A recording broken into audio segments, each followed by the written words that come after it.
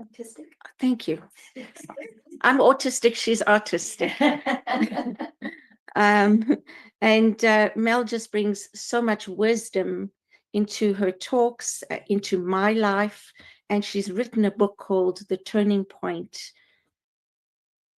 Reflections of Springtime. So please welcome Mel Horvath-Lucid.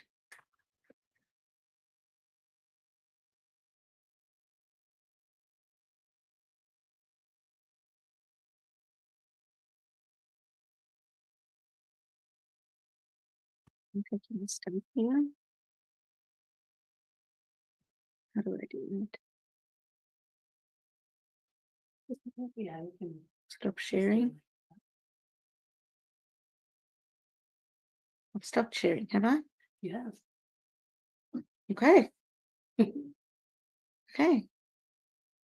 So we'll just leave it like that. Okay. Thanks, Mel. Good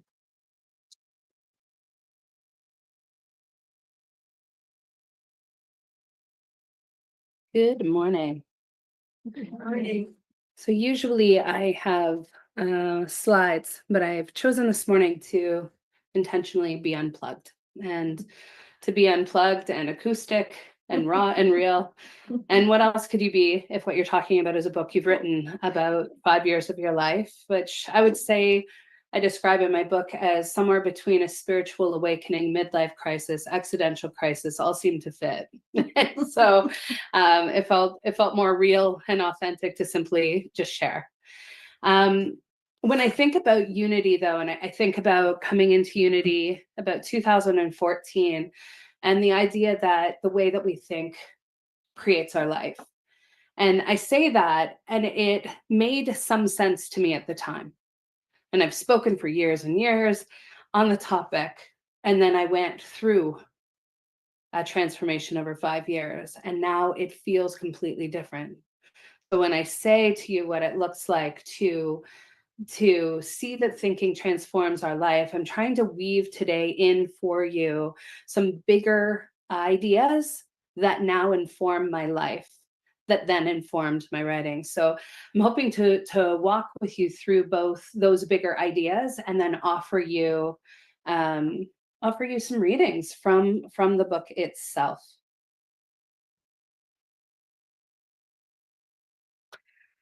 I write, when I say the turning, I'm referring to the process, the journey, the choice that some of us will courageously make to turn away from what we were told that doesn't align with who we know ourselves to be or what we know is possible with love, toward authenticity, compassion, joy, and courage.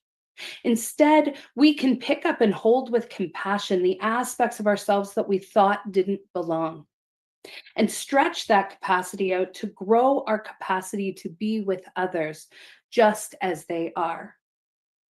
I was most surprised that responsibility and accountability were on the other side of that journey, and how sweet and empowering it is to have the opportunity to respond and account for your life. That said, it will hurt first. It's meant to. Remembering to feel is a part of the process.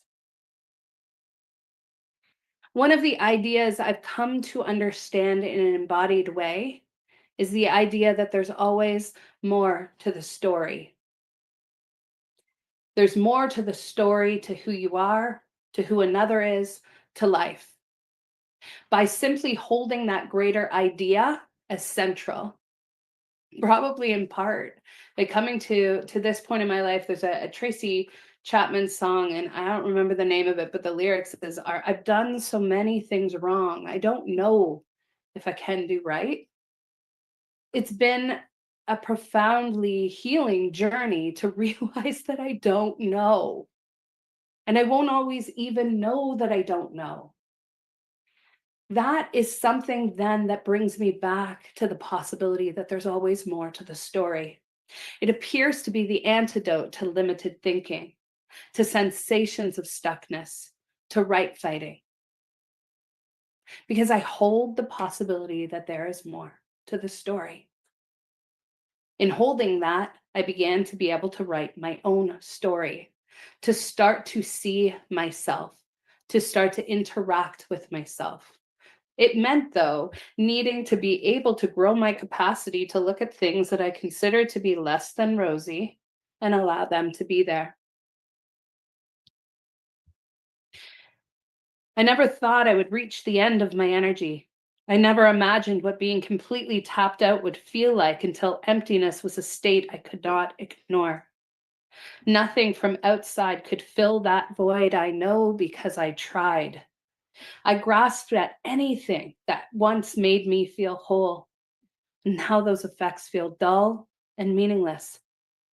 There's only one choice: to remain stagnant or risk going within, to offer myself the same care I would give to others.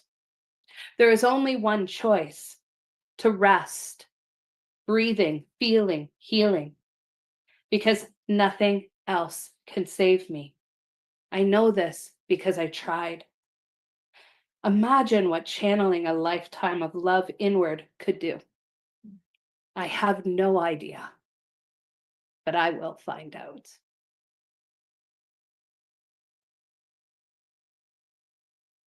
When we choose to fearlessly step into a journey, we choose to honor the unknown. We choose to honor that there's more to the story, that it will be pleasant and unpleasant. It will be life. And we know life on life's terms is it will be a mix of everything. So instead of stepping into this journey with a clear, prepared map, knowing exactly where it was going to go and what it would do, I came to understand the map is not the territory. And even if I know I go straight and turn left or turn right, I will inevitably find myself with terrain that I did not expect, perhaps a fallen tree metaphorically in the road, perhaps a river that has no water for me to hoist my kayak in. It actually happened. And that's okay, because I grow something else instead, and I would name that preparedness. I become prepared to carry myself with me in my life, and I become less surprised when life shows up as life. Instead, I become deeply committed to feeling all that life is bringing, to the expansiveness of the human experience. As I've spoken before, that means to tether and hold that there is joy and sorrow, love and pain, becoming and unbecoming, fullness and emptiness all at the same time. And so too are you, so too am I. And that is how we start to see ourselves really, truly connected to everything that is, because we start to allow more of ourselves to show up.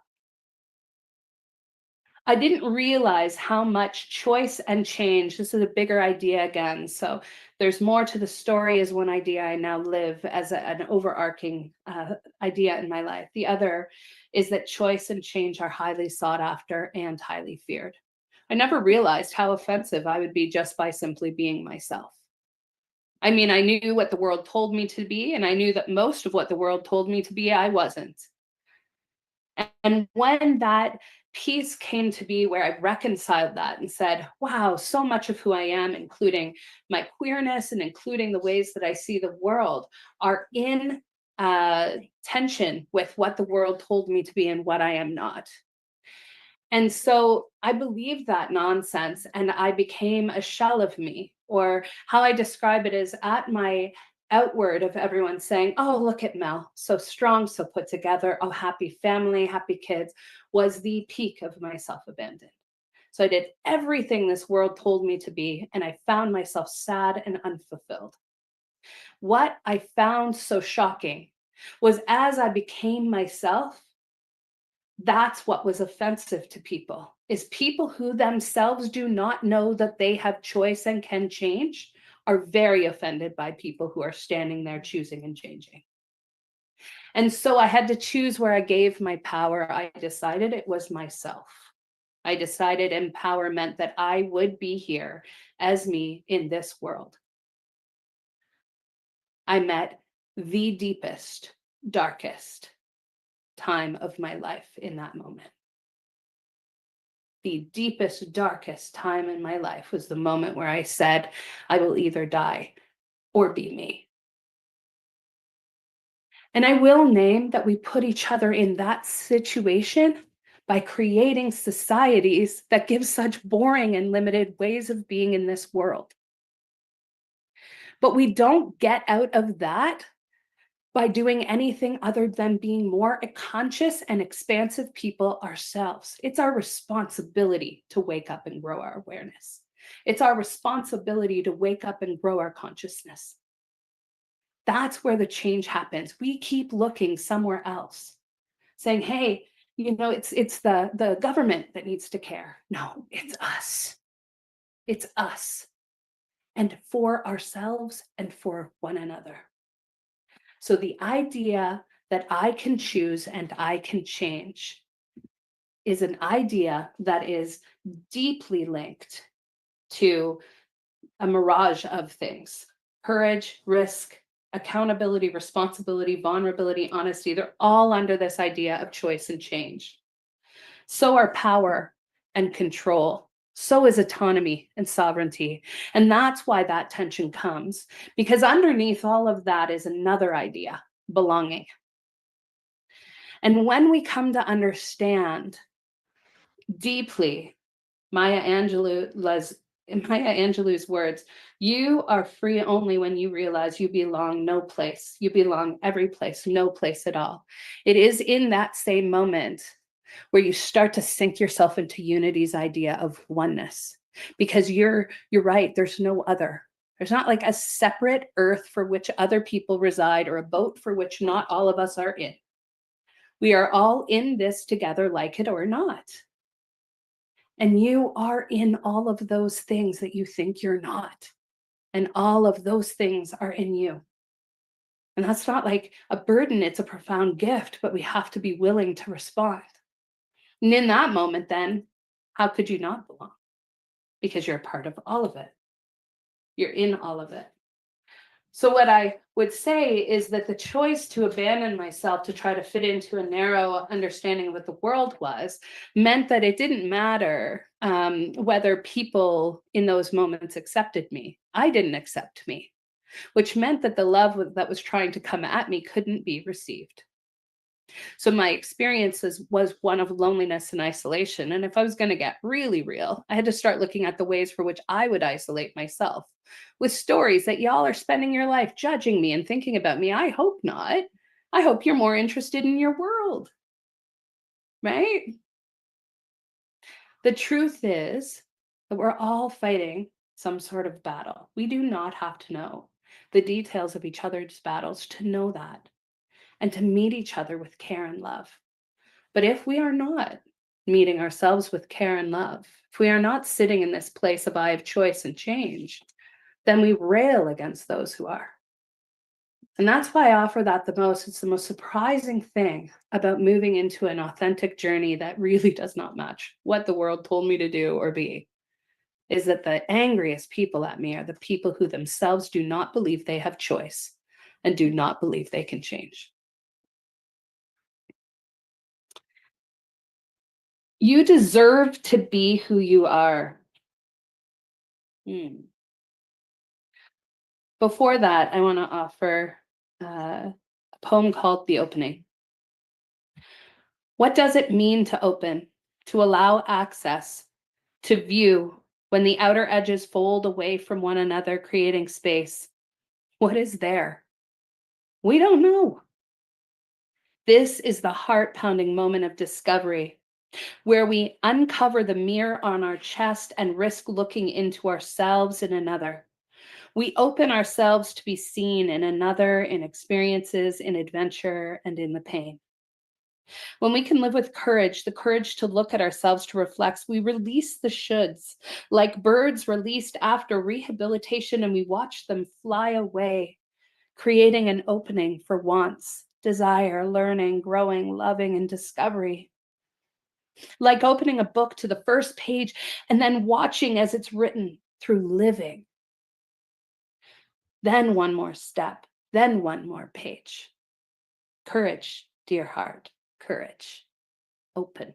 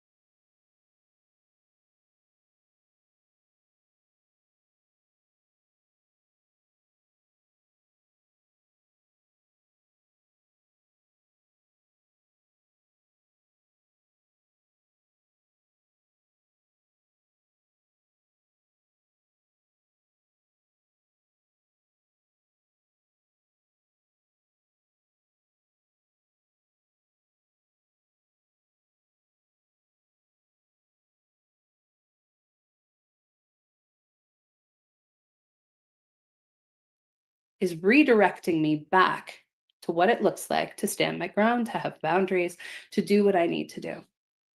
I don't have the same fear I had before. That peace is an inside job and it's worth the work. It's the moment that we stop thinking that anyone else was ever going to understand us.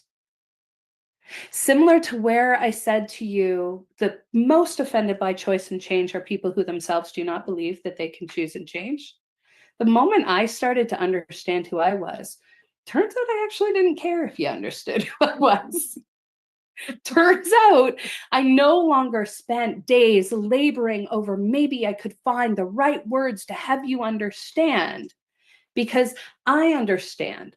And then I also understand some of my earlier ideas that I've started to live life with, which is I'm going to change anyway. So even if I tell you this is who I am in a nice, neat, tidy box, which I would never be able to do, too queer for that, thankfully, it's going to change anyway. So the idea isn't, we have the number one issue between humans. There just needs to be better communication, more communication threads and ways of communicating.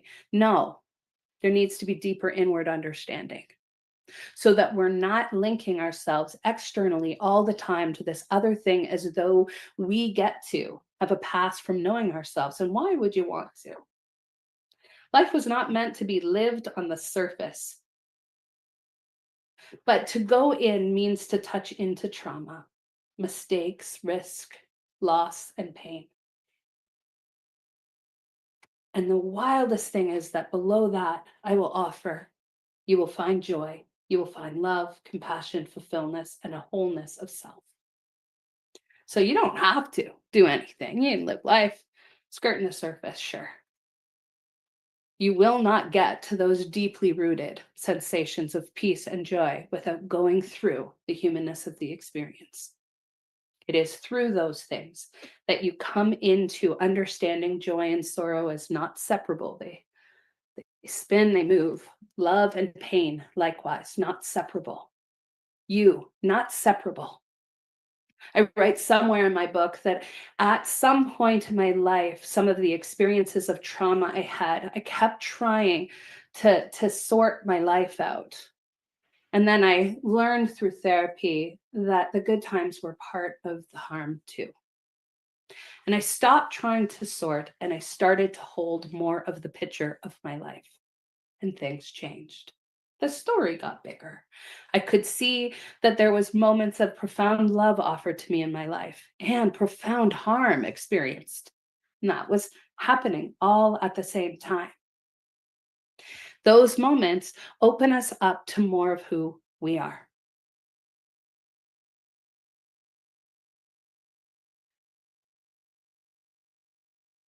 Rise up.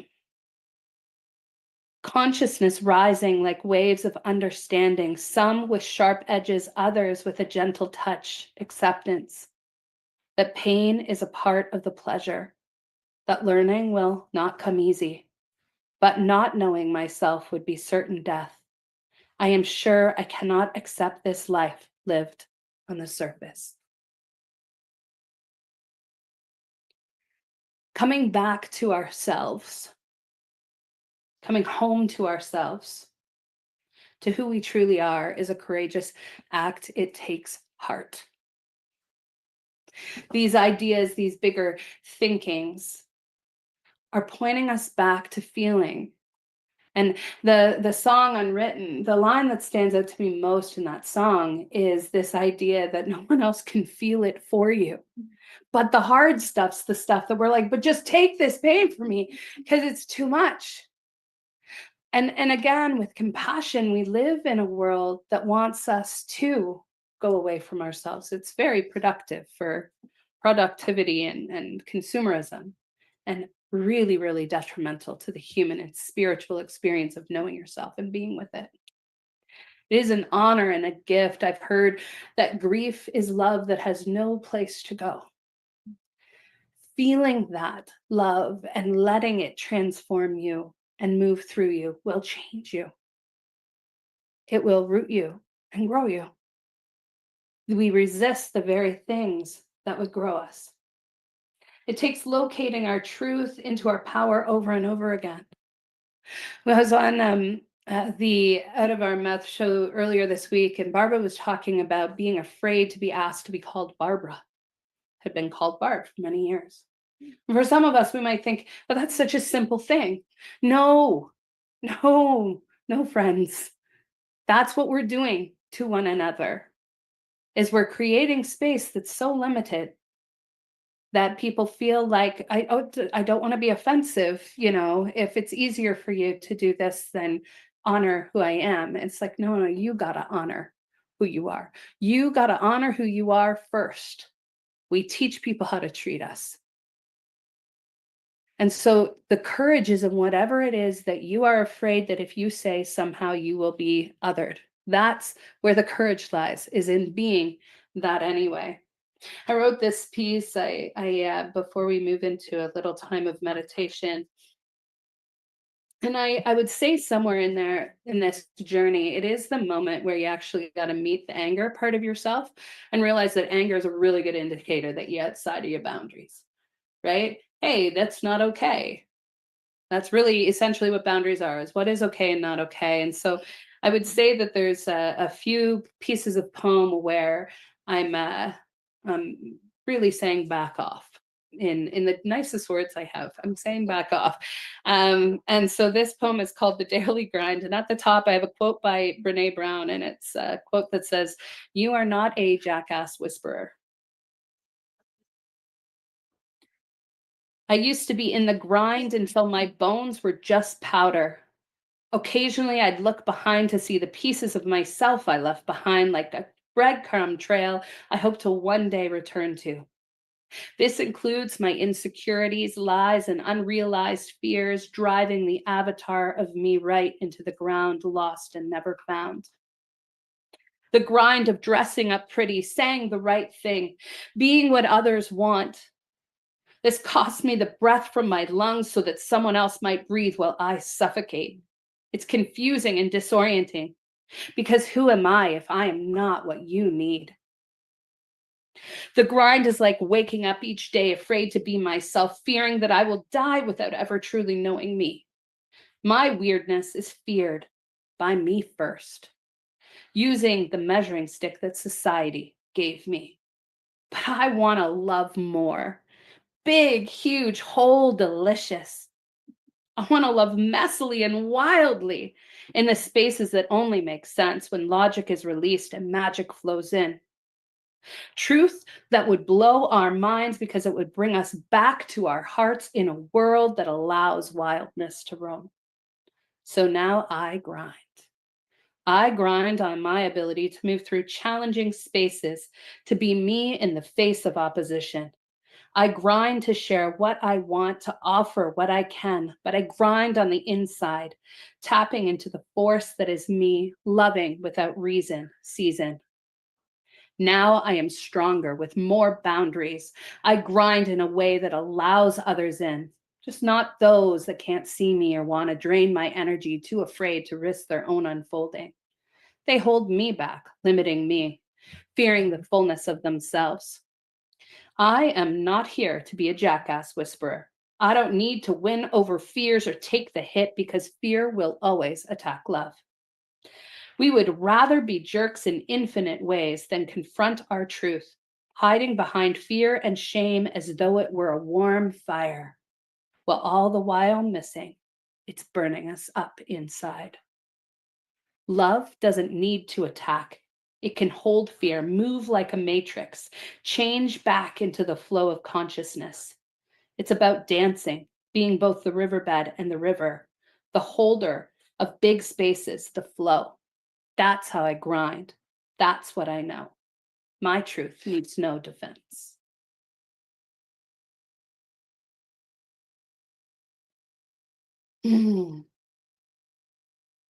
So I invite you into a time of meditation, a time of reflection, into more of who you are as you allow your feet to touch the floor, to envision the roots that grow deep down into the earth, connected to the center, to imagine a root flowing out from the top of your head all the way up into the infinite universe, because that is how connected you truly are. Oh, sweet one, the time has come for the journey home, to walk down the staircase back to self, into the womb of you, into your wounded child, into your untamed wild, calling you back, calling you into your heart, into your playful curiosity, into your wide-eyed innocence. Oh, sweet one, the time has come for the journey home, to walk down the staircase back to yourself. Do not take another step outside of yourself, darling. Stop. Put on a sheer robe instead. Let your skin feel what breath wants to teach you. Let your heart heal within the womb of love and tenderness. Let your playful soul come out into the wilderness that is your calling. Go within to what is meant for you. Healing, laughter, connection. Remember, the wound will heal the wound. Dare to look even at the train wreck aspects of self. Dare to look, darling. See all that is beautiful in what was once thought broken. Use threads of love and acceptance to mend. Use gold to fuse back together the aspects of you that you have denied. Call in the elements with energy and passion. Call them all. Return air, return fire, return water, return earth, return to the space I have made within me. And may it grow, and may it grow, and may it grow.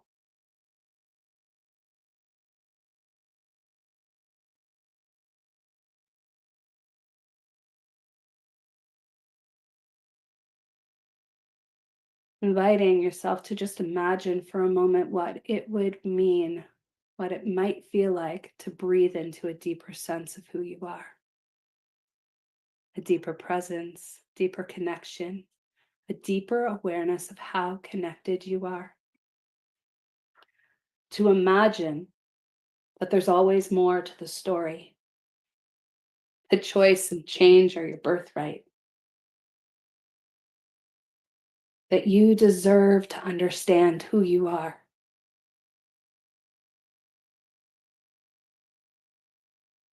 That coming back to ourselves and who we really are is a courageous act.